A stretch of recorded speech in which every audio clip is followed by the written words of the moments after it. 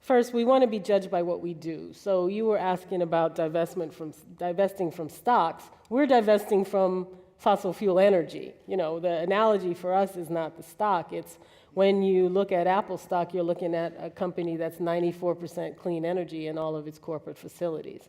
And saying that's just the beginning.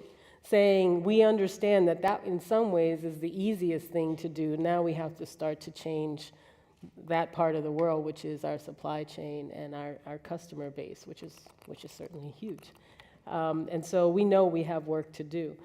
But, you know, I don't ever want anybody to think that suddenly I showed up, or even Tim, with the incredible leader on these issues he is, and Apple started. Apple made plans back, you know, easily 5-6 years ago that they thought about a data center and said, we want it to be 100% renewably powered. And then when the decision was made for business reasons to put it in North Carolina, where there was no option to buy clean power, like you can in California, you can say, I have direct access to the kind of power I want, and therefore I choose to buy this.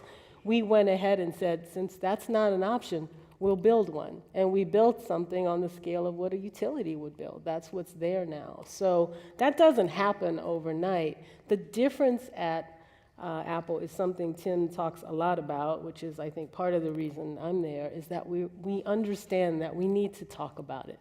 We need to say to people, stop saying it can't be done, here it is. Or we need to join and understand that our sector as a whole, in all the ways that we choose to approach clean energy and in all the ways that we touch people, but certainly as Apple, has a lot of responsibility to not only show it can be done, to talk about how it's done, and then to stand up on the side of saying, as we do on our website, climate change is a real problem.